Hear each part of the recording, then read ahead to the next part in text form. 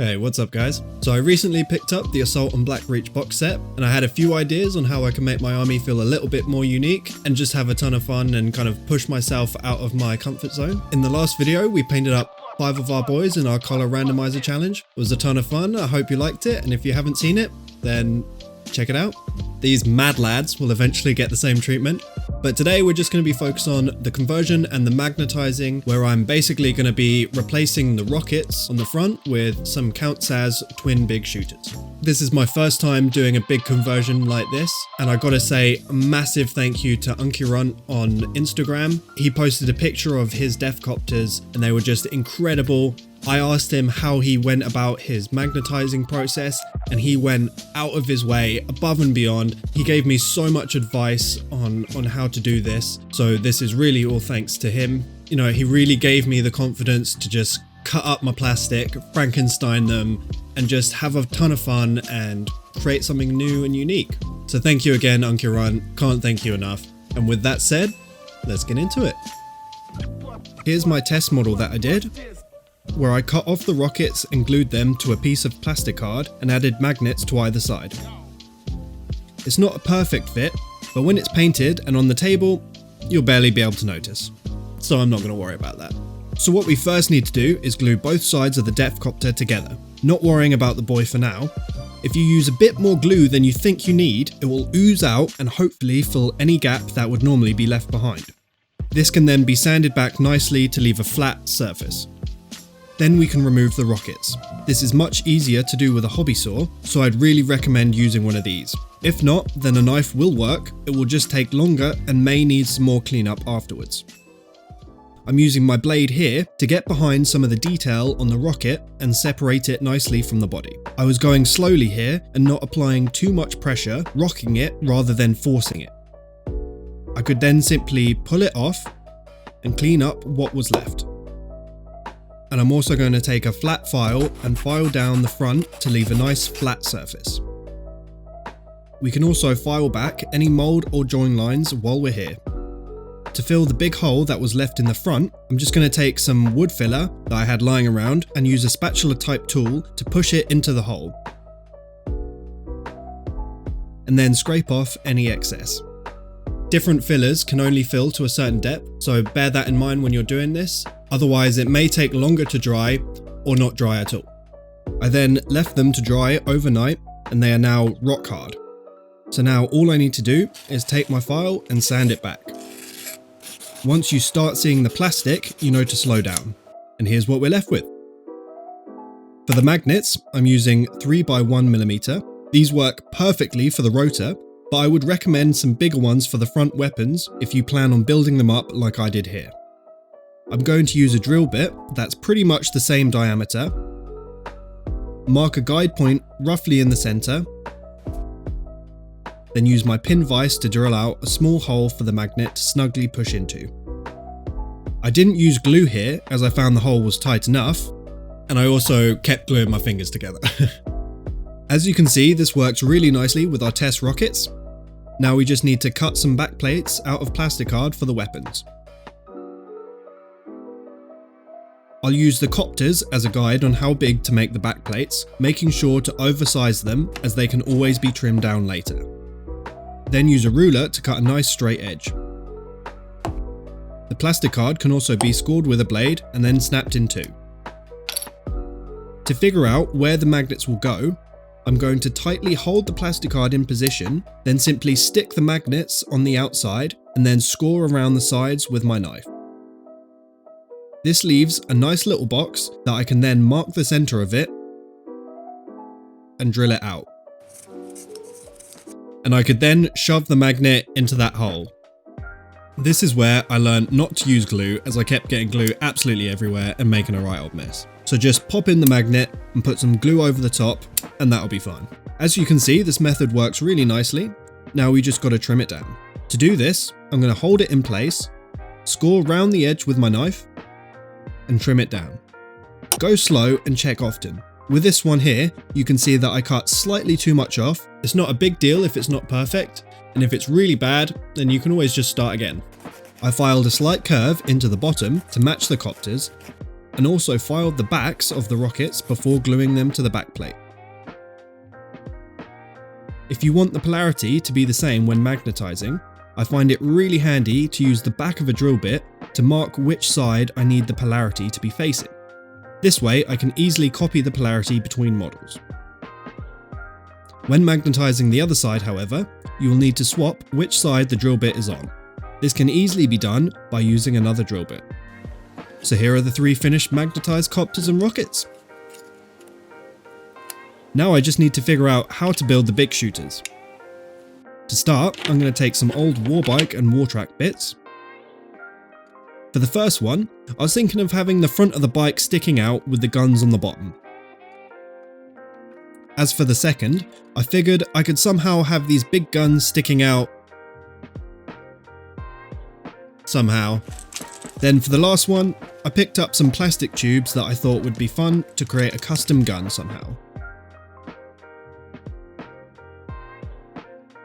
A saw is a great tool for cutting through these thicker pieces. It would be a lot more difficult without one. With that cut, I'm test fitting the pieces to know where I need to adjust my cuts.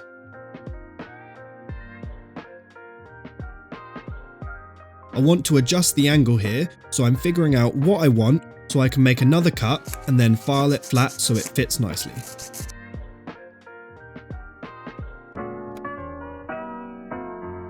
Using my triangular file, I smooth any rough cuts I had made and also sand off some of the previous paintwork before gluing it to the backplate.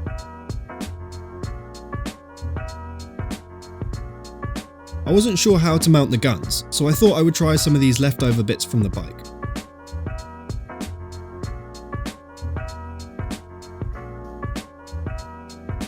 At this point, I'm just trying things and seeing what I like best.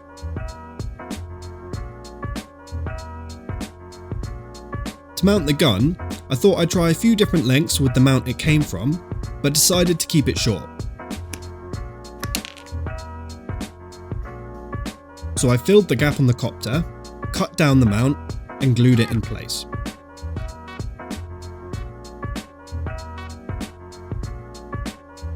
To add a bit more detail, I add some of the side spiky bits. Now this is where things get spicy. I want to add some skulls to the front, so I grabbed a box of Citadel skulls. I tried out a few different options, and I eventually decided to go with this little cutie.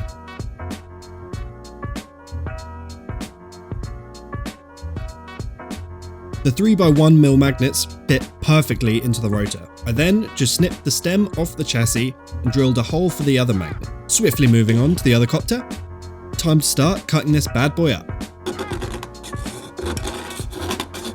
I really didn't know what to do here, but maybe I could do something with this here wheel. Bit weird, but I'll give it a go.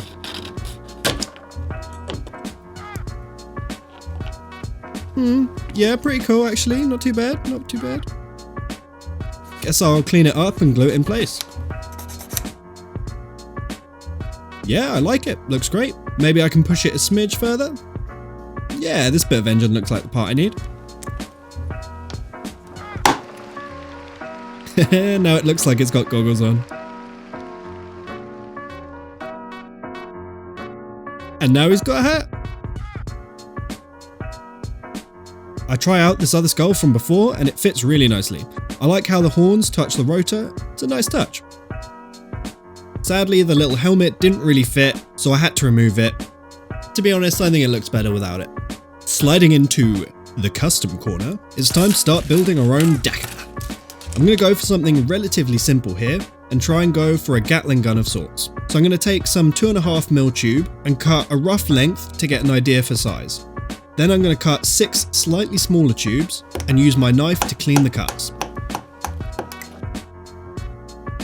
I can then glue the lengths in place with the longer piece in the middle.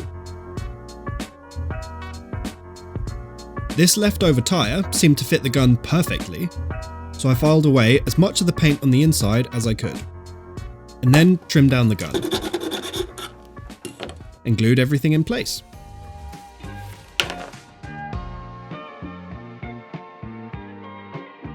This was looking great, but I felt it needed more, so I cut down some spare gun bits and glued them to the wheel. This was looking much better. Sticking with the skull theme, I added this tiny little one to the front, and with that, they're done. I mean, not before drilling any gun barrels or anything.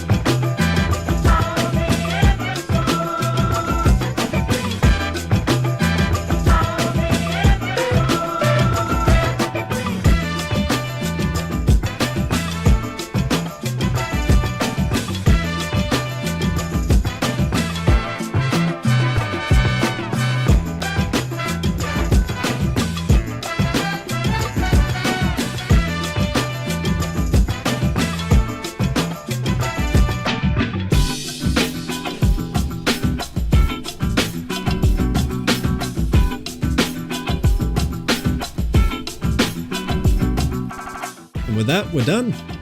And man, what a fun project. I'm really proud of my first conversion like this. I really love how these boys turned out. I think they turned out great. I really can't wait to paint these boys up. It's going to totally transform them and really bring these boys to life. So stick around for the next episode if you want to see that. Thank you guys so much for watching. Peace.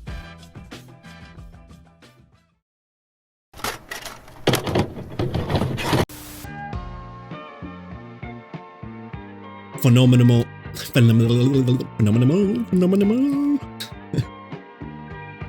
Like spikes. Spiky, spiky. Spiky, spiky bits.